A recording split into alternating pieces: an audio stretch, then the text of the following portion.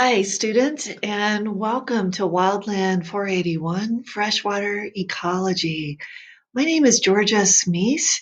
If I have not had the pleasure to teach you already at SKC, I'll go ahead now and introduce myself. Um, I will be your instructor for this class, and it's a class I look forward to every year. This class I'm super passionate about because most of my career has been spent working as a freshwater ecologist, and I recognize that you may have a different background, perhaps forestry, perhaps hydrology, perhaps wildlife and fisheries. Whatever your background, this course is going to have something to offer to you. It is a senior level class, and of course, for the first time, we're going to be fully online with the instruction. So I'm going to encourage you to engage with these videos on YouTube. They'll be uploaded and you will be sent the link so that you can download those at your leisure. But I will also be looking forward to having an opportunity through Google Hangouts or text or email to work with each of you in a more personal way and try to get a better understanding of what you would like to get out of this course. So if you haven't already, I feel like Vanna White right now. This is our textbook, Freshwater Ecology by Dodds and Whiles. This book is no joke. Um, there's a lot of reading. We're going to go at a pretty fast rate. I encourage you to give yourself time to not only read, but back up and reread this text. We're going to be doing some physics. We're going to be having some fun with a little bit of modeling, but a lot of concepts. And so give yourself some time. I do have the first 3 chapters of the text uploaded into our Schoology account under scanned chapters. You're going to want to take a look at those and go ahead and get your book ordered. By copyright law, I can't put any more than 3 chapters into the Schoology account. So let me know how that's going for you and we'll go from there. So let's go ahead and get started with today's lecture. I always like to start each of my lectures with a gentle reminder of SKC's 4Cs. The first, of course, is cultural understanding, and we're going to touch on some of that today. What do different cultures say about fresh water? And I'd love to get, your insights from that. I always learn so much from my students. What does your tribe say about fresh water? And I hope that you'll be comfortable sharing that. I encourage you, especially this quarter when we're dealing with a global pandemic, to be a good citizen to yourself, take good care, protect your health, and always know that I'm here for you. And if there's any way I can help get this content delivered to you in a safe way through YouTube or another avenue, I'm happy to try to help. We are going to be doing a lot of critical thinking. Later on in this lecture, we're going to be dealing with different types of water motion. How do you calculate that? What are the physical calculations to derive viscosity and velocity and density and inertia? We're going to take a look at that. And also, we'll have more of a challenge this quarter in dealing with communication. I usually create opportunities for students to give presentations in class, but I have some novel ideas for us to do this in an online environment, and I look forward to sharing those with you. So without further ado, let's hop in. I always like to start my lectures with a menu. I like to tell you what's coming up and what we're going to learn. I invite you to use this as a study tool. These main concepts are what I test from on midterms and finals. So the menu for today, let me go ahead and click this out here. We're going to be looking at the economic value of fresh water. We're going to be talking about the properties of fresh water, and we're going to finish up by looking at the hydrologic cycle. Now, when we get back to the value of water, of course, economics is one, but I also want to get into the traditional ecological knowledge uh, value of water. What does TEK have to tell us today about water and its value to us culturally, aesthetically, spiritually, as well as economically. So, in that context, we can start by saying that water is sacred. Now, when you read your text, Dodds and Whiles are pretty much your normal Western white guy scientists. So they refer to water as a resource and something to be managed. I want you to really think back to perhaps your understanding that you were raised with. And it may be that in your tribe, in your culture, in your family, water was not referred to as a resource. Maybe it was referred to as a person or something sacred. And I really want to emphasize that. We're heading into uh, a period in Earth's history where there's more of us on the planet than there ever have been before. At the date of this taping, there's over 8 billion of us on the planet. The thought is by 2050, we will reach the Earth's carrying capacity of 10 billion. And if you are interested in how I came up with that number, I encourage you to wander over to YouTube, type in Hans Rosling, the best statistics you've ever seen. And this guy, he passed away, I believe, last year, but he was one of the best statisticians on the planet, worked a lot with World Health data, and spent a lot of mental energy and a lot of years calculating the Earth's carrying capacity. He did a TED talk that broke the web on that topic, but his calculations indicated that 10 billion is our top number. So everybody needs water. We need it for drinking, we need it for bathing, we need it for industry, we need it for agriculture. What do we do when there's 10 billion of us on the planet? Well, TEK has a lot to offer. What if we start looking at water as being something sacred instead of just a resource? So, with that in mind, I think locally, the Blackfeet Nation has a lot to share and a lot to teach us. I was really intrigued when I learned about the Blackfeet view of water, that anything in the water was sacred, that water itself was sacred. And many tribes across the nation, in fact, indigenous people around the world, hold a somewhat similar view. And it may be manifested slightly differently, the stories may be different, but it's really cool. There's tribes here in the United States that in recent years have adopted their water, surface water, rivers, as members of the tribe in order to afford them protections. And I think this is something to keep an eye on. You know, currently the EPA is relaxing protections in Indian country. The definition of water is actually being rewritten as I record this. This administration is changing the definition of waters of the United States. Perhaps one of the best places to find clean water today and in the future will be in Indian country because of this sacred relationship between Native people and fresh water. There's a blurb down here. I always encourage you as you're downloading these lectures off of Schoology or if you're viewing them online. If you see the notes down here, I do try to add a lot of notes in my web sources where I pull this information. If I show a video, I always give the hyperlink to that so you can watch it at home if you're pulling it down off of Schoology. So keep a little eye out. That's where that information is. Scroll us down here a little bit. Okay, so we're going to be looking at the dangers that arise when we look at water as just a resource. This Western white guy view of water, it's something to be managed, something to be extracted, something to be mined. What happens when we do that?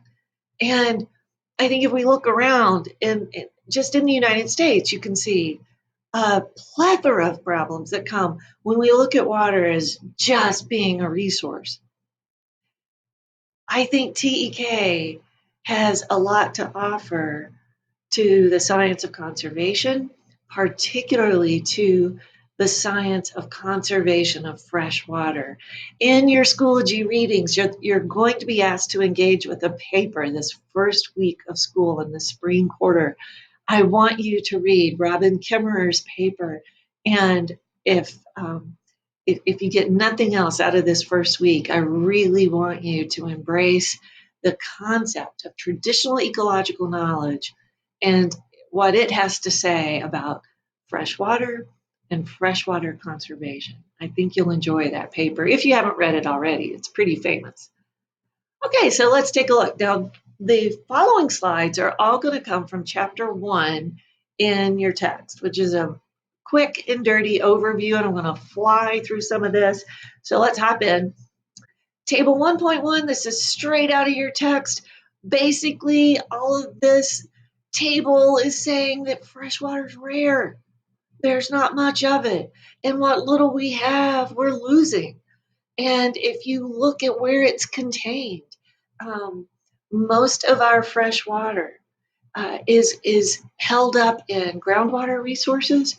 You know, we get more of our drinking water from groundwater aquifers than surface sources. So for all of the hydrologists in the class, this is your moment. This is why we need you. This is why we're going to need more and more people conversant in the science of freshwater ecology as we go into the future.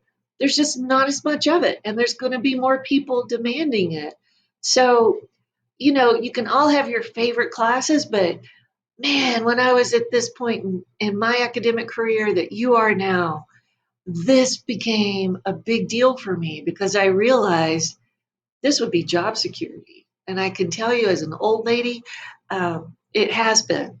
The science of freshwater conservation has been a huge role in my career for many years in different types of jobs.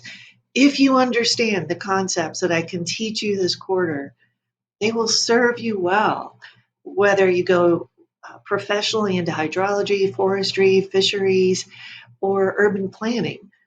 These concepts are fundamental to so very much.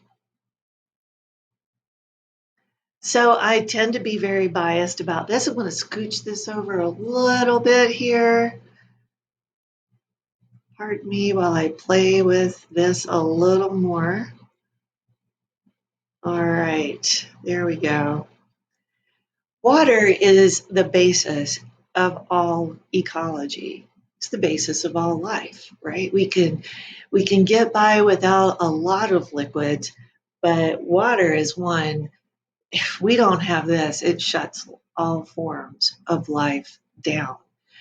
Again, I keep emphasizing this concept of increasing Earth population, but we have to look at that.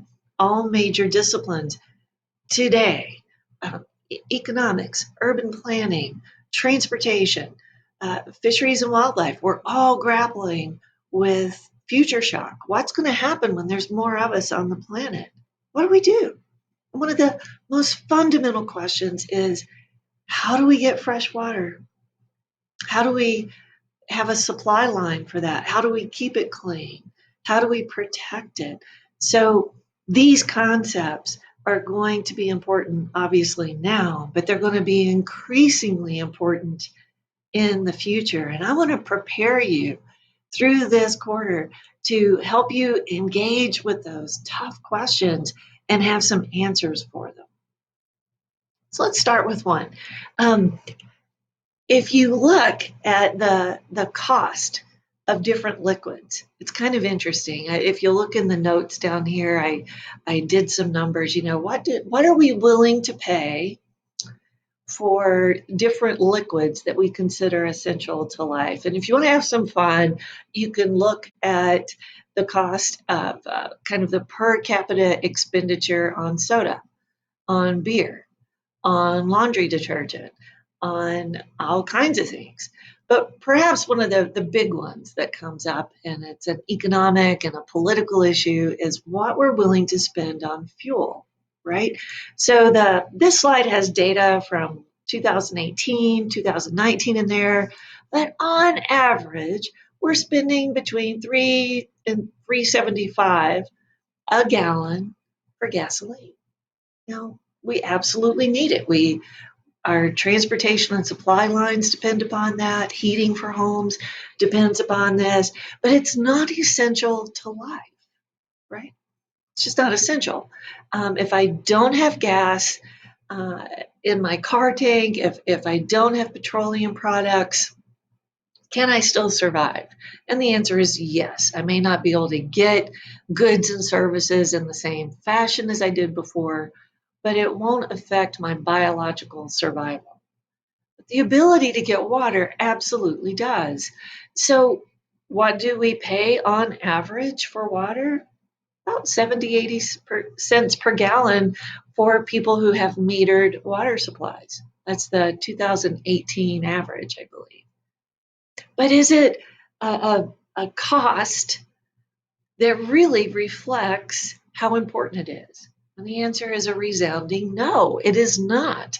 There's a new group of ecological economics uh, professors who are evaluating what we really should be paying for water based upon how necessary it is to support life.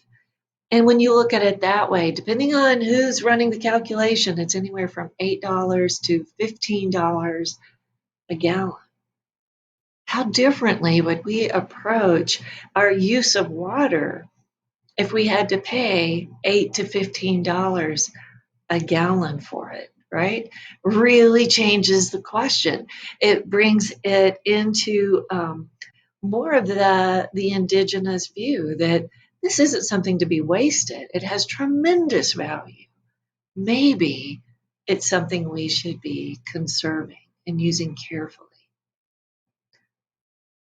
All right. So this is straight out of your text. It's a global water budget. And of course, this is a pretty generalized graph. These numbers reflect global hydrologic cycle measurement. Would this budget work in the Sahara? No. Would it work in Costa Rica? No. But basically, what the authors, Dodds and Whiles, are trying to communicate is a couple of general concepts. If you'll look, most of the water going into the atmosphere is going from the ocean, not from the land. Okay. We do have about a small 1/3 percentage coming into the ocean off of runoff. And we really, I guess the main thing I want to emphasize here is this bit. All freshwater cycling, the air that we breathe, the oxygenation that the earth enjoys is not driven by trees and respiration from trees and transpiration off of rainforests. The air we breathe is coming off of this action over the ocean. And in the age of climate change, um, wow, a lot is happening over here. The small animal you never heard of, the diatom, is responsible for about 5 to 6 out of every 10 breaths that you breathe. And they live in the first 3 meters of the ocean. And with climate change and ocean acidification, CO2 is getting converted into carbonic acid. And that acid in those upper 3 layers is affecting the little calcareous shells of the diatoms, causing mass die-offs that can be seen from space. And there goes our oxygen supply. But guys, the ocean is also responsible for our fresh water supply. The evaporation off of the world's ocean is the engine that drives the freshwater supply. This is all review for you. I know you've studied the hydrologic cycle since you were a kid in grade school, but I want you to understand that the main driver for freshwater and for oxygenation on planet Earth is marine. And we need to be looking at marine conservation and keeping that coupled with all of our ideas about freshwater conservation. I really argue a lot. We need an oceanography class at SKC. I think it would be fantastic if we had that. So I'll just join you in my cause. Okay, moving on here. me scroll down. All right. So, how do we use water in the United States? Well, let's take a look over here. If our x-axis is time, we see that our population is going up. That's no surprise. But look at the per capita use. I was kind of encouraged by this. It reached a peak prior to 1980. This is a nice, sweet little curve.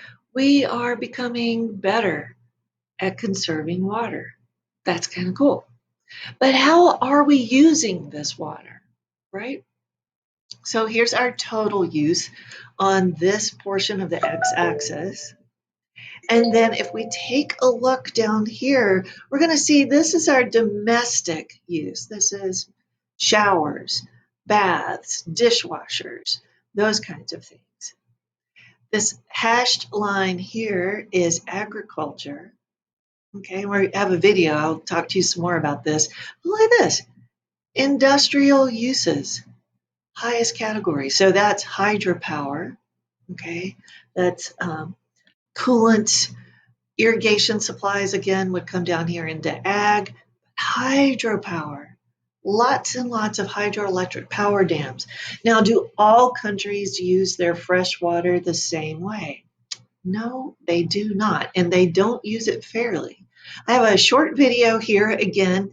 If you are downloading this at home, you're going to see the video in real time. If you instead want to download PowerPoints and take a look, when you click open the notes, if you've downloaded this onto your hard drive, just type in that link into YouTube, into the search engine box, and that will allow you to play it. Often when these videos are playing, I step away. So you'll see me come back and forth as this goes forward because I want your attention to be on the video. So pay close attention to this production, this short clip about agricultural use of water.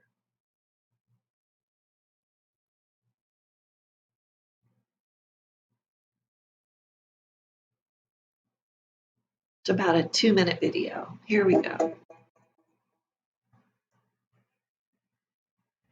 Sorry, I want to get the sound up a little bit better for you guys. It tends to download better on YouTube if I have the sound up. Here you go.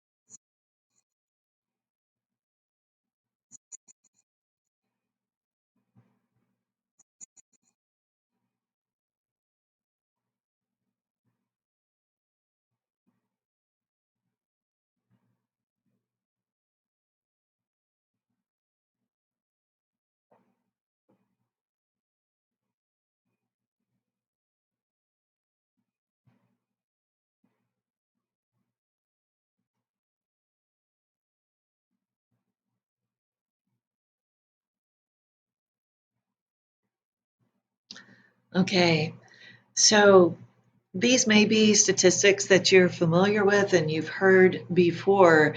If you've been in my classes before, you'll know I tend to rant on this a lot. The US has a real love affair with meat, with poultry, with pork, with beef, and beef in particular is incredibly consumptive of freshwater resources and petroleum, as a matter of fact. So, if you look at the amount of fresh water that we are using to produce 1 pound of red meat, it's astronomical. And if you look at future projections, when we hit that 10 billion carrying capacity for planet Earth, what are we going to do when we have 10 billion people with an appetite for red meat, for beef that we currently have? Well, some folks have looked at this issue and they've determined that we would need 5.5 planet Earths with all of its resources to perpetuate and keep that kind of demand for red meat and poultry and pork going. So something's got to change. Currently, people are looking at alternative ways to produce viable protein, ways that don't use as much fresh water. And one of the best ways you can protect the environment right now, one of the best ways you can reduce greenhouse gas emissions is to simply change how you eat. So if you have meat with every meal, if you just give up one meat meal a week, it's like taking 70,000 cars off the road. Crazy stuff. And if you guys are interested, if that's a weird fact you haven't heard before, I encourage you, text, email, and I'll let you know where that data comes from. There's a great documentary, if you haven't seen it, called Racing Extinction.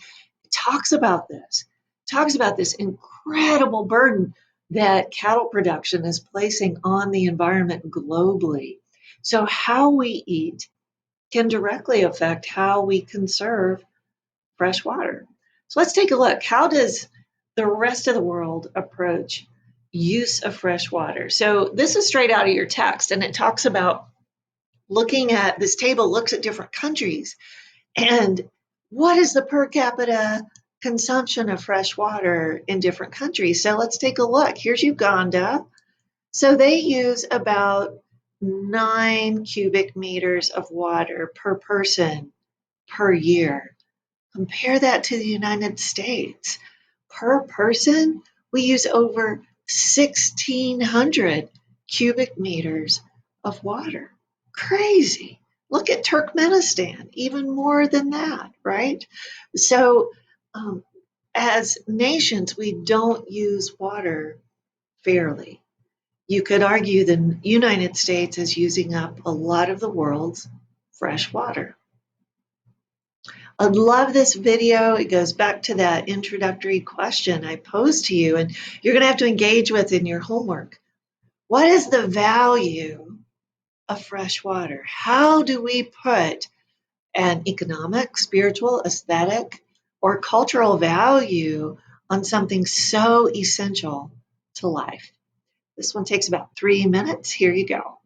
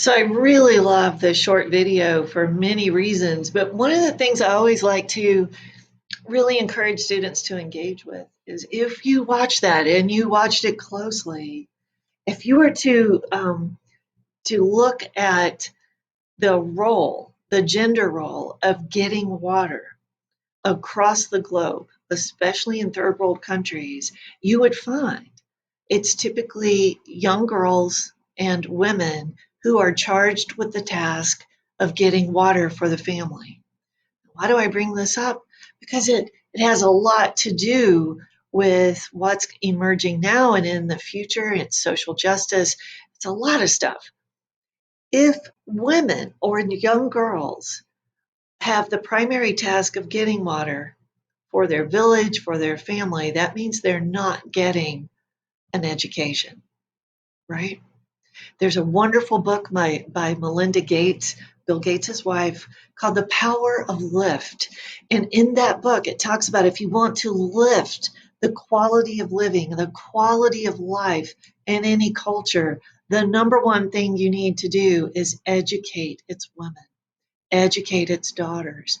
And what we're finding worldwide is and I'm not trying to, bang on a feminist drum here, this is just data, this is just science. When women get an opportunity to get an education, the entire quality of life goes up in those villages and in those communities. And that means fewer children are dying of waterborne illness.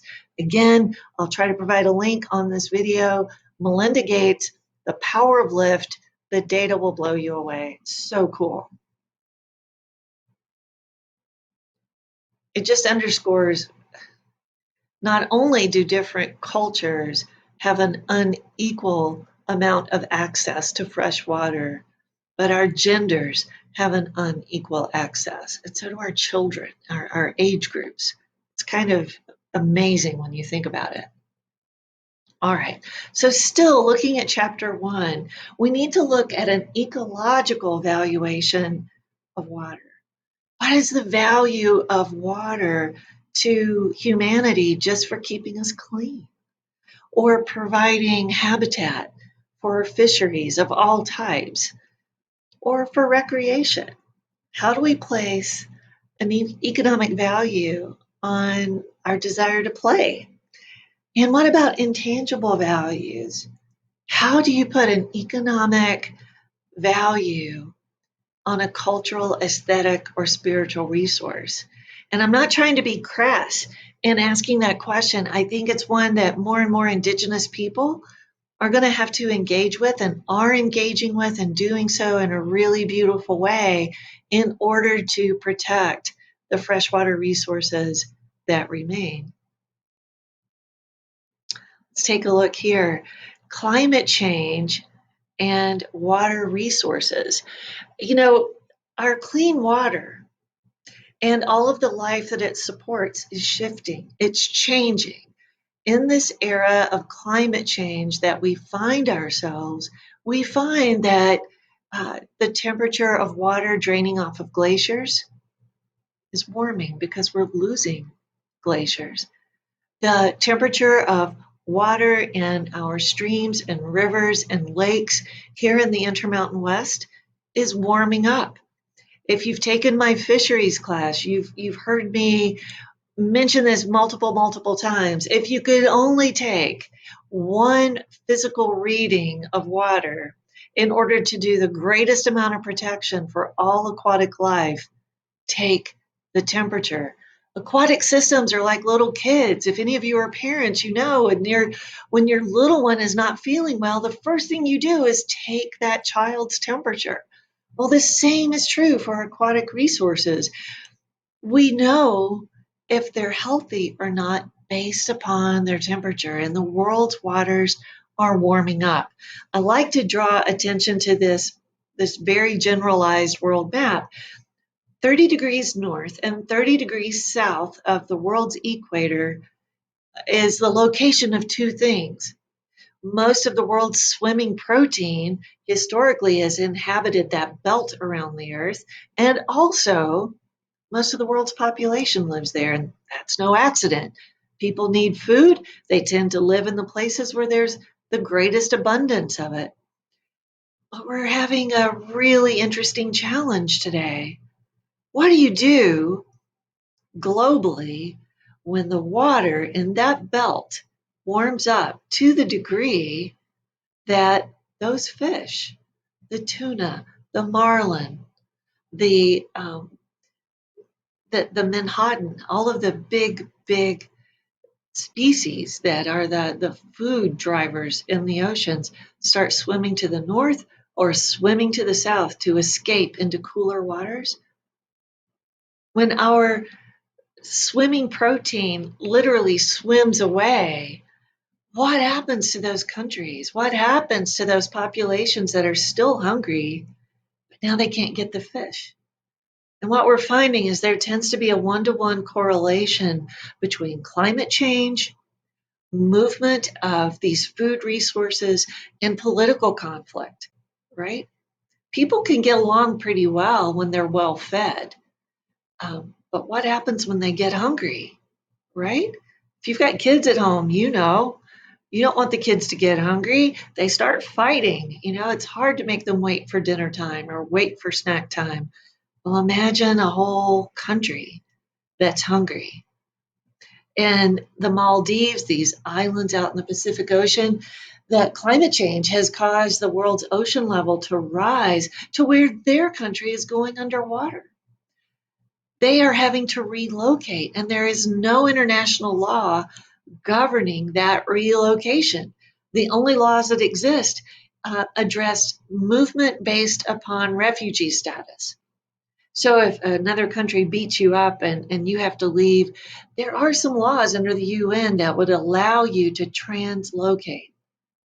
There's nothing there for climate change. So you have people in the Maldives, they've run out of food, they've run out of land, they're trying to move, and the world's governments don't know what to do with them. And I think we have to keep an eye on this as freshwater biologists, ecologists.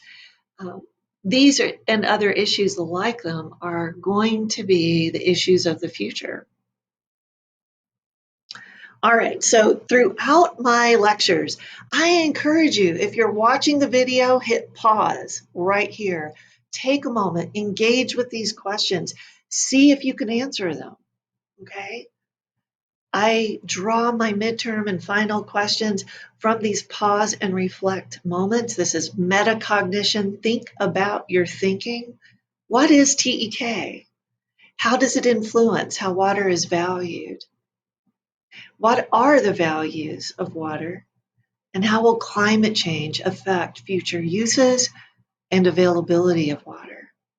When you're ready, come back for the rest of the presentation. Okay, so the remainder of this lecture is going to be looking at chapter 2 in your book. Most of my lectures in this, got ready to say semester, in this quarter cover 2 chapters at a crack. So we're going at a fast pace. We're moving into chapter 2, and chapter 2 deals with the physical properties of water. You know, you could argue that the reason all life exists on this planet is because of the very amazing and incredibly unique 170-degree covalent bond between one oxygen molecule and 2 hydrogens. There's nothing else like it in the universe. So, because of that crazy unique chemical bonding and crazy unique characteristic of water, it can change state: gas, liquid, solid. It can dissolve almost anything. It can change density, it can float, it can sink, it can fuse, it can vaporize, and it can hold on to heat. Now, we'll come back to that at the very end of this lecture, but water can hold crazy amounts of heat, crazy, insane amounts of heat, and it can not only hold and store it, but it can release it gradually, meaning that anytime you have large water bodies, you have these incredible insulators, these incredible heat storing engines. So here in the Flathead Valley, we have one of the world's, or North America's certainly, largest inland lakes, just sucking in the heat and storing the heat all year round. So when we hit these Montana winters, all of that heat is locked in Flathead Lake and it gradually seeps out over the course of those winter months. If you've ever driven around the lakeshore, if you're not from the Flathead, if you're from the Yakima, Tulalip, or some of the Alaskan tribes, and you're like, why are there all these cherry trees here? Well, the only reason these crazy rich orchards and groves of cherries survive in this part of Montana at this elevation is because of the heat storage and slow releasing potential of Flathead Lake. In fact, fruit growers around the world try typically to locate the locations of their productions and their groves near large water bodies. And that's why. Pretty cool, huh? Okay, so I often throughout this course will have you look at the resources from the Montana State University because I think if you look at Dodds and Whiles, do they do a good job of talking about the chemical and physical properties of water? They do, but it's a slog to get through the reading material unless, physics and organic chemistry or inorganic chemistry is your jam. For the rest of us, this I found to be much more helpful and much more approachable. So it's about an 11-minute video. I encourage you to back it up and replay it as many times as you need to.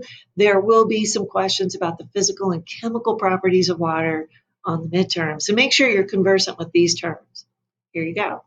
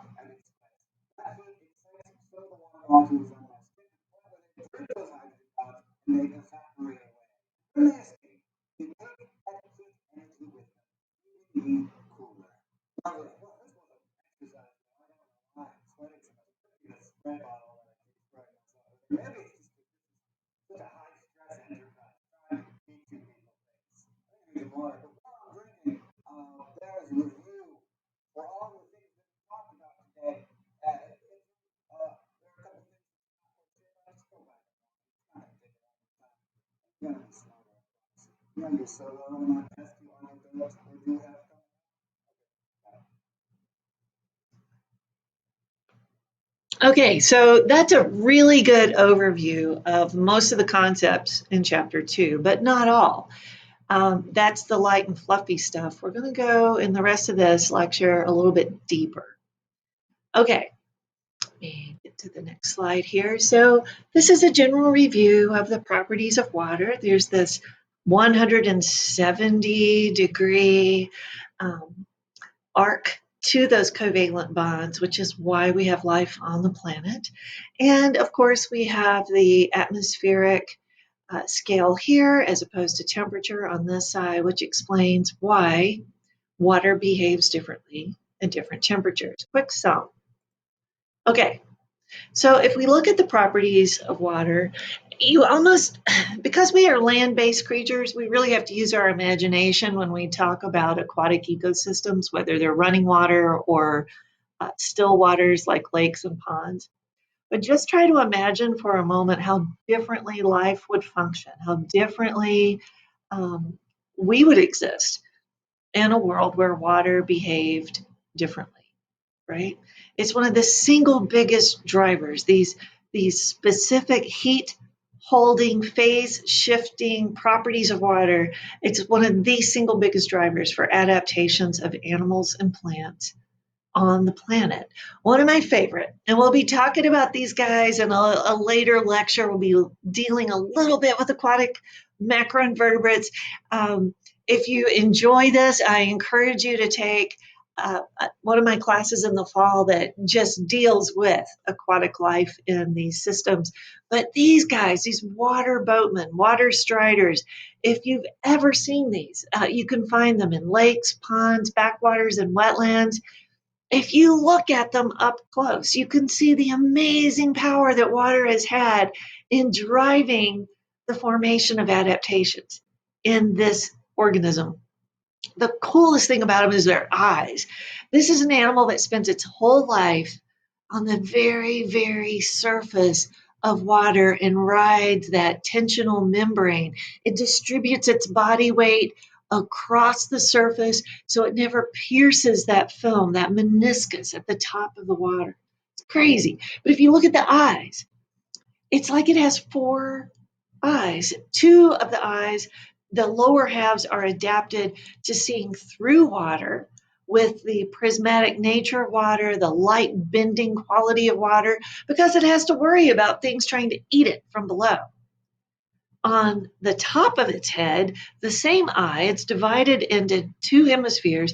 The top of the eye is designed to capture light and see through atmospheric air because frogs and birds and things from above are trying to eat it.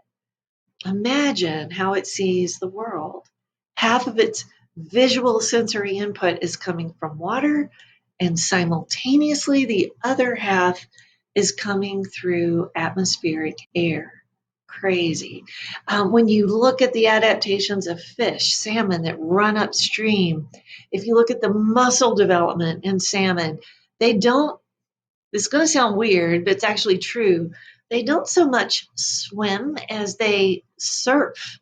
They angle their body and let the current hit the myomeres of muscle along the sidewalls of those lateral portions of their body to move them. It's crazy to see how so many animals, just think how many more fish species there are than mammal or even bird, and they outnumber us. And they have these incredible adaptations to temperature, light, depth, pressure, current, all driven by that 170-degree angle in a water molecule. So cool. Okay, so now we're going to get into some more of the math. So if you like math, you're going to like what's ahead. If you don't worry. I'm going to try to break it down for you so you have some fun with it. But if you're going to talk about water and you're going to work with water, you have to deal with the concept of inertia, friction, and viscosity. Water is tough to move through, right? It's just tough to move through. And all kinds of things can affect how much density it has, how much friction it has, the amount of salt in it, the temperature of it, the pressure of it, the elevation of it. All of these things, complex factors, affect how water behaves in any given environment. And all of those things also affect adaptations of animals that live within it. So if it helps, think for a moment of a species like an anglerfish that lives at the bottom of the ocean under tremendous pressure that would crush us if we ever had to live under that, right? And compare that to the Himalayan fish that live at, 18 to 20,000 feet above sea level. And you get some idea of the myriad of pressures and variability that aquatic environments can have in them. But we'll be talking about viscosity and density and friction and pressure in upcoming slides. If you're going to work in wastewater, if you're going to work in hydrology, mining, if you work in fisheries, hydroelectric power dams, you've got to get familiar with these equations, because how do we measure water flow? How do we measure how water moves and how it stacks up and how it goes through a pipe? So there's some fairly straightforward equations we can use to answer those questions. So we'll start with the first principle, and that is simply this. As temperature goes up, viscosity goes down, right? You can see that. The colder and colder and colder water gets, it gets denser and denser and denser, and it can end up forming ice, right? Pretty cool. It's unusual though, when water gets most dense, it floats. It's crazy. Um, let's take another look. Now, this is a classic equation. Dodds and Whiles spends several pages showing you how this equation was derived and is derived. The authors also tell you different ways you can use this equation in various disciplines. I just want to make sure you know what each of these variables stands for, and that basically this whole equation is a way to compare friction and tensional forces, right? How do those two things work together to affect flow rate? Okay, so this Reynolds number is a way to measure that, and basically it's saying, I'm going to go through these. This is the Greek symbol rho. Okay, RHO. I think it's the 17th letter of the Greek alphabet, and in this equation, it represents the density of the fluid, okay? The V here is the velocity of the fluid, and L is the length. So if I know the density and the viscosity and the length at which it's traveling, I'm going to divide that by, this is the Greek term micro, for the dynamic viscosity of the fluid. How does that change over time? And I can reduce this equation to velocity times length over velocity. So why am I spending so much time on this? Well, this number is really important. The Reynolds number affects everything in a stream and lake ecosystem. If you're a tiny bacteria, there is a tiny Reynolds number that you can inhabit. You can't deal with a lot of frictional forces. It'll batter your cell wall. If you're a salmon, and you can run miles and miles up a river against the current.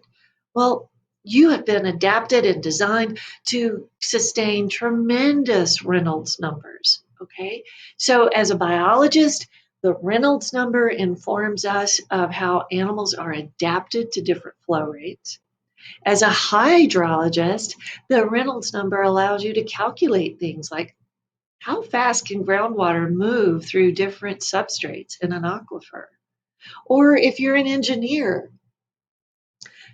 what kind of Reynolds number is needed to get a substance to flow through a pipe, like a water intake valve or a sewage treatment and discharge area? It's a really critical number to learn how to calculate for a lot of different disciplines. And in your homework, I'll ask you to engage with this. Since the math can be a little troublesome, I think I'll be putting together a little introductory video and walk you through the solution for one of these problems. Just to give you some experience with it, I want to make sure you can engage with the math. Okay, so Dodds and Whiles has some really, really compelling graphics in their book based on reams of research on Reynolds numbers and biologic life in streams and lakes. So it's pretty straightforward. Tiny animals inhabit tiny Reynolds number ranges, okay? Big animals inhabit big Reynolds number ranges. The larger the animal, it's common sense, the bigger the animal, the more force it can sustain from current. Okay, so if you think about this as moving water, larger animals can move upstream. A little bacteria, no way. It's probably an oversimplification of several pages of text, but you get the idea. Okay, so again, if you're a fisheries and wildlife person, if you're a biologist, ecologist, if you're going to go back and work in your tribe's natural resource department, you need to know how to calculate this number because it has everything to do with restoring, conserving, and maintaining aquatic habitats for different forms of life. Okay, whether it's small zooplankton like water daphnia, your larger macroinvertebrates like mayflies, or your big charismatic salmon, all of these animals can live in the same reach of a river or stream or lake, but they're going to inhabit different zones defined by different Reynolds numbers. A small water daphnia simply could not survive in the thalweg or fastest running portion of a river where a salmon could, for instance. Okay, so as we're winding down today's lecture, I want to finish up with some big concepts at the end of chapter 2 in your text, and that is, how does water move? Does it move the same way? And if not, how do we describe the movement of water? And how does the movement of water affect, well, animal habitat, animal adaptation, and even health and water quality? So let's take a look at the top 3. We have Brownian, and we're going to watch a video on this. What is Brownian or molecular movement? What is laminar movement? Super smooth. Uh, Movement that has such a small Reynolds number that when you look at water moving in a laminar fashion, it almost looks like a crystal. Or compare that to turbulent flow, water that has super high Reynolds numbers, so high that you can hear it. You can hear the shift from laminar to turbulent. So here's a brief video on Brownian water movement. Here you go.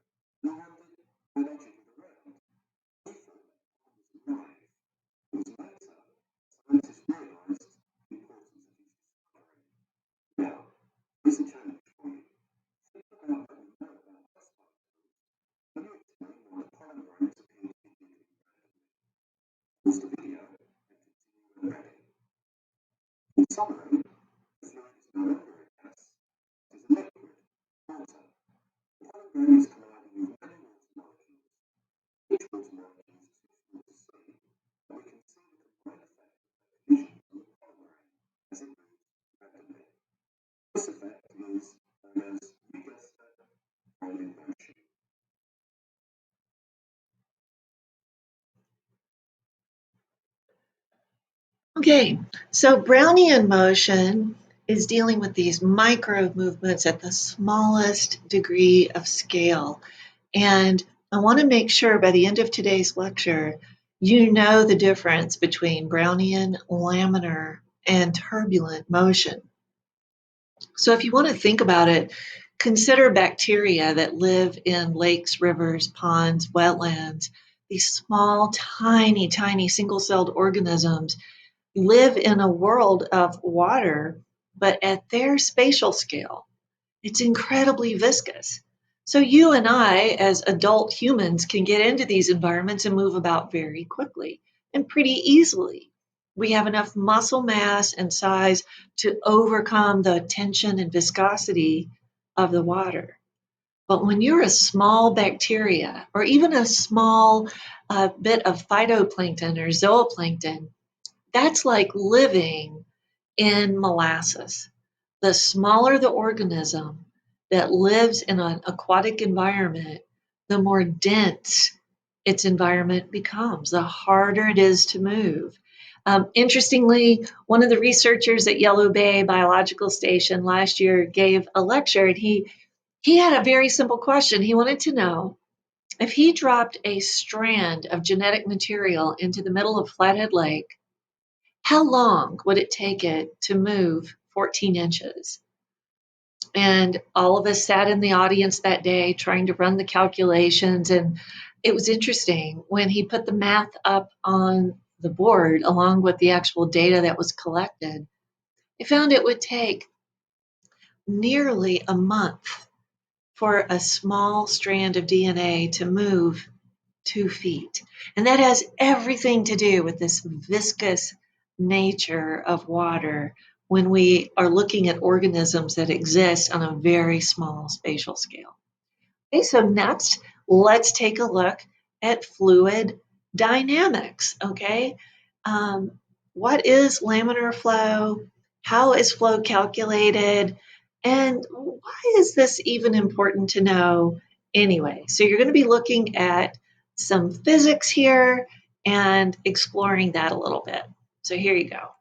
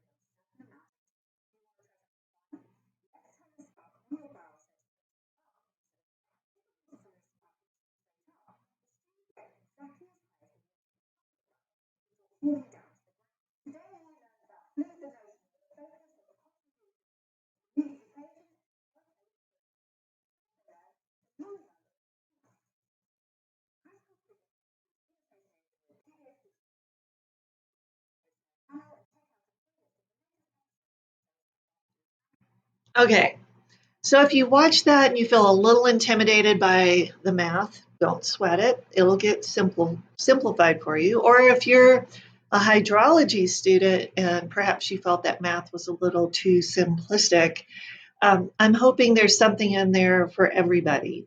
So if you look in Dodds and Whiles, you're not going to necessarily see calculations for Bernoulli's principle. So why did I put it in this lecture? Because it's more than just academics here. As someone who's worked for a lot of state, federal, and tribal agencies, worked in wastewater, worked in mitigation, and worked in environmental cleanup, I just want you to know this is an equation like the Reynolds number. You're going to have to know how to calculate. So, for instance, when I first came to work here on the Flathead Indian Reservation, my first week on the job, there was a major oil spill by the Conoco Oil Company out on Camas Prairie on the west side of the res. What was interesting is I had to learn to calculate Bernoulli's principle to be able to get a grasp for how much oil being pumped at a certain degree of pressure in a certain diameter pipe could exit a crack of a certain size to create an oil flow that covered hundreds of acres of land. So, within oil pipes, if you weren't aware of this, you can run four different types of petroleum products and not separate them at all. You just run them in at a certain speed and they will separate by density. And that's what Bernoulli's is all about, right? What are those density differentials? So, in one gas pipeline that Conoco is operating, you could have jet fuel, unleaded, leaded, gasoline, as well as your denser crude oil. So it's really important to understand Bernoulli's if you're doing engineering, if you're doing hydrologic work, and you're working with aquifers and water under pressure in aquifers. You need to understand this. If you're a freshwater biologist or a water quality specialist going back to your home reservation, you need to understand Bernoulli's if you're going to be able to effectively engage in freshwater management or wastewater management.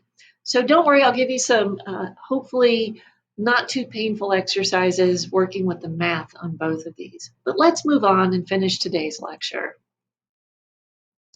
The first type of flow, I'm just going to let you take a quick look at this. This is super smooth laminar flow.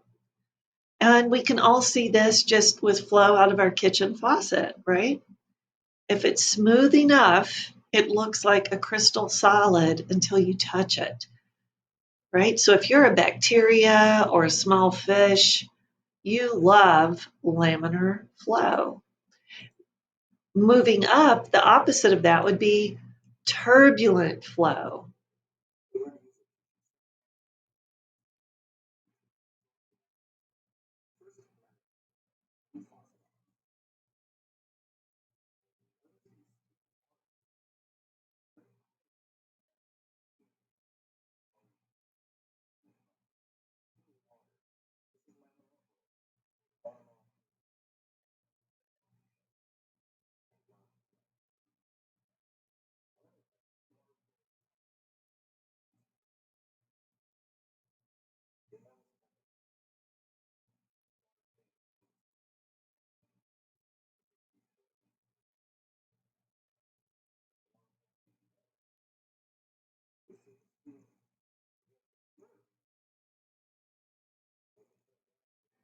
If you want to watch the rest of that, I invite you to. It's pretty straightforward. You can see it visually, you can hear it, but you can also measure it and do the math on it. And if we add turbulent flow to Reynolds numbers, you can begin to see why certain species of animals live in certain portions of an aquatic environment, especially if there's current, because they have to sort themselves out based on the smoothness or the turbulence of the aquatic environment they live in. In your text, Dodds and Whiles does a couple of elegant things with this graphic. First of all, they show that as water velocity goes up, then turbulence tends to go up as well. Well, that's pretty intuitive. They also did something else. Look at here. On the top three graphics, you have a square object. You can achieve laminar flow at very, very low velocities around a cube. If you raise that flow even a little, you're going to start creating vortices. And at slightly higher flows, you can get really turbulent water, right? Look at the difference going around an ovoid or elliptical shape, okay? You can achieve laminar flow all the way up to Reynolds numbers below 20. See the difference? It starts getting turbulent above 5 when you have a cube. Okay, make sure you understand the difference. You start getting vortices at much higher Reynolds numbers here with an elliptical shape, again, than with a square. And obviously, you can get turbulent flow around an elliptical shape. Boy, those numbers have to be chugging pretty high before you get turbulent. So why am I going into all of this? Well, basically to explain to you why when you go to a river, everything's round and not square. This is why freshwater fish have very long bodies, are oval or somewhat spherical in shape. They're not square. Are there square fish? Yes, there absolutely are. We have boxfish and puffer fish that can achieve kind of these squared off angles in marine environments in super stable conditions. They live in environments that look like this. So you can see how viscosity, density, and velocity can shape morphology and adaptation. Super cool stuff. And you'll be engaging with a question like that in your first homework assignment. As we drop down here, you can see measurements that evaluate forces of water and how tiny animals like to inhabit these small little flow rates. And when we get up into these larger movements, these larger cycles, larger forces, we're typically looking at very, very different scales. So what changes flow? What changes laminar to turbulent? How does this occur in nature? Well, there's 4 major methods. And if you want a local example, all 4 of these are working every day here on Flathead Lake. There's heat from the sun. Warm water rises, cold water sinks, and it can start a cycling effect in lakes. You have gravity, which is always going to be pulling water down as it gets heavier. You have wind blowing across the top. So the larger the surface area on the top, the more wind and wave action you can get. Now, Flathead Lake is one of those lakes you never want to turn your back on. If you're in a small fishing boat in the middle of the lake in July and the lake is calm, if we get a storm blowing out of the north, heading across the lake, going south, it's amazing how quickly wind and wave action can stack the water. I don't know, you may be aware of this, you may not, but Flathead Lake is not flat. On any given day, water level can be 4 to 6 feet higher on one end of the lake than the other. It's more like a sloshing bathtub. And that wave action has a lot to do with the surface area that it's moving across. We also get the Coriolis effect, and that's what you see when you drain your bathtub, right? It's the Earth's rotation causes water to drain out of a system going in a certain cycle or spin. All of these things can make water move. So on Flathead Lake, it gets wind, it gets heated by the sun and cooled in the winter, There's fetch and wind speed across its surface. It rotates with the earth.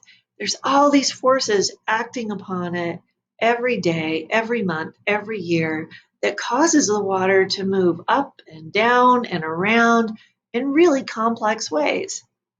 Let's take a look.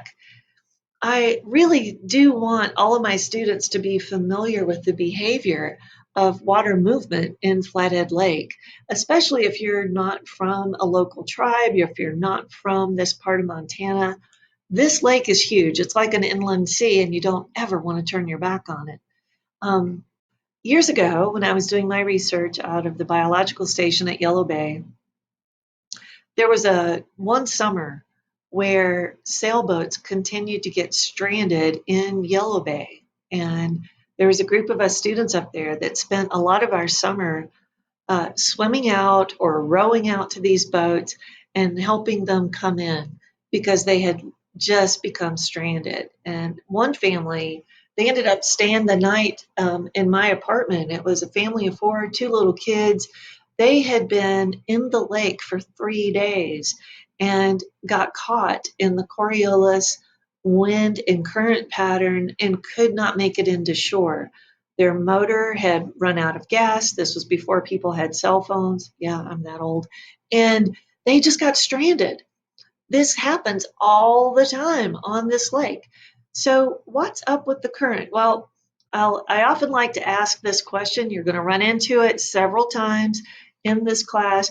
But if you were to drop a boat, just a raft, out here past Bird Island in Flathead Lake, and let nothing but wind speed and current move you, would you be rotated over here towards Big Arm and Dayton, or would you cycle up the east shoreline?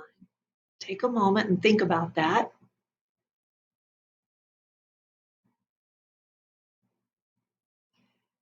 If you answered that you would go up the east shore, you're correct.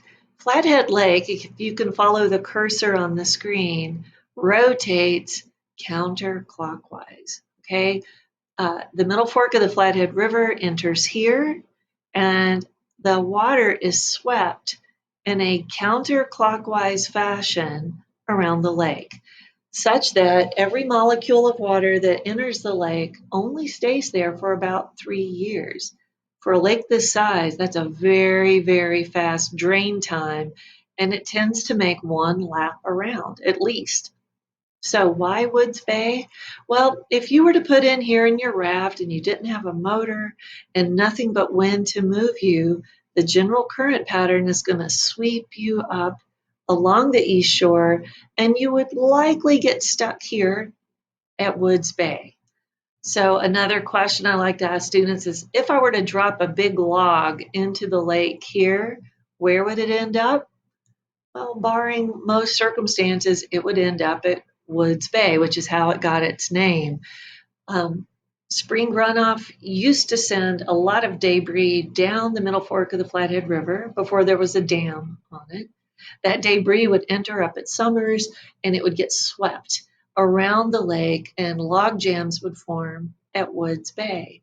So that is the general current pattern in the lakes. Really interesting to watch. But what about up and down movement? We've talked about the surface movement caused by the shape of the lake and the Coriolis effect. What about lake stratification? So you have a question on this in your homework. Flathead Lake changes temperature from top to bottom throughout the year, and it changes temperature based on seasonality. So right now, month of March, if you were to go out to the deepest point on Flathead Lake at mid-lake deep, just off the shore from Yellow Bay Biological Station, and if you were to drop a temperature probe from the surface all the way down to 383 feet at the bottom, you would find what we call an isotherm, the exact same temperature from top to bottom. Even as deep as that lake is, exactly the same. As we move into June, July, and August, though, and we get more of the sun's heat bearing down on the top of the lake, those surface waters warm up. And they can get as high as 20 degrees in most temperate lakes. Flathead Lake doesn't get quite that warm, but that warm water will sit on top. It gets lighter and it sits on top of that much colder 4-degree water. And there is an invisible boundary separating the two layers called a thermocline. If you like to swim in the lake and you dive at all, you felt it. You have felt that difference in August when you're swimming and you decide to dive down. You hit that cold, cold water. Now we're large enough, our Reynolds numbers are large enough, we can penetrate that barrier, that thermocline. But for many animals, they simply cannot penetrate the thermal barrier. Again, that's why I say one of the most important measurements you can take in an aquatic ecosystem is its temperature. So, big fish, your lake trout, your bull trout historically are going to head to the bottom of the lake in the summer because they don't like that warm water. Our invasive species, uh, trout, rainbow trout, bass, perch, they love it warm. They're going to head up here to these cooler waters.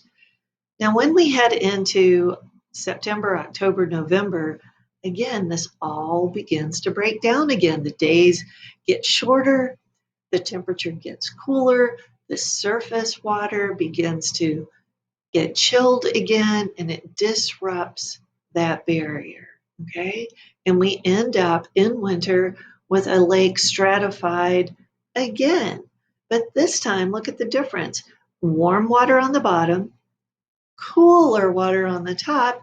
The coldest water freezes and forms a cap. So, what do we call this pattern? This is a dimictic two mixing event stratification system, a dimictic lake. Some lakes only mix once, they're called monomictic. Some lakes don't mix at all, they're called amictic. And you find them in super, super stable environments. So in the tropics, you can have lakes that stay at 72 degrees top to bottom all year long. In the Antarctic, you have amictic lakes. They stay very, very cold all year long. In fact, the biggest lake in the world, Lake Vostok, sits underneath the ice. Ancient, ancient lake sitting there with the exact same temperature and no stratification. Cool stuff. So, why is stratification important? Well, if lakes did not stratify, there would not be this mixing and this turnover.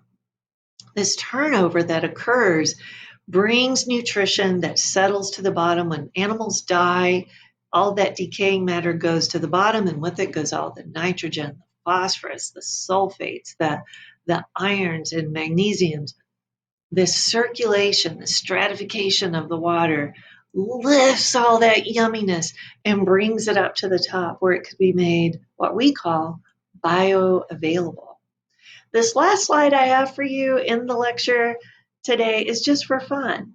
I know a lot of you are parents and you may have kids who are having to come up with science project ideas, but this one I just love. It has absolutely nothing to do with your text. It's just a fun question. Can you make water light a match? And the answer is, why, yes, you can. Here you go. Enjoy.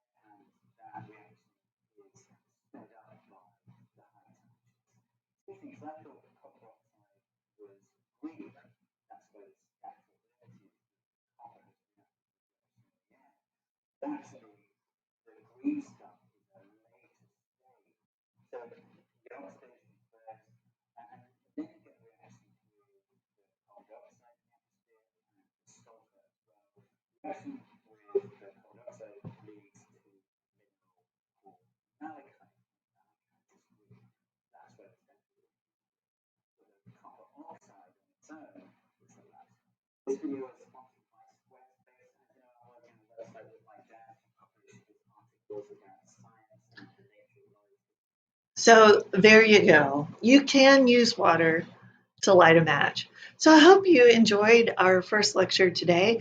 Make sure you go back and you understand what the values of water are, that you understand what traditional ecological knowledge is, and how it can help us in the future face a very, very big problem of protecting freshwater resources in the era of both climate change and approaching carrying capacity for human population. I hope you take some time to review the basic chemical and physical properties of water and give special attention to the Reynolds number, as well as Brownian, laminar, and turbulent flow patterns. Make sure also that you understand the concept of lake stratification and how that can impact biologic life, as well as how it can just affect moving around on a big lake. Make sure you understand the forces that can cause water to change temperature and to move. What are the physical forces in the environment that cause water, like a lake, to have current, movement, pitch, and fetch, all of those concepts. So I hope you enjoyed it. As always, feel free to reach out by email or text if you have any questions. Thanks so much. I'll see you in the next lecture.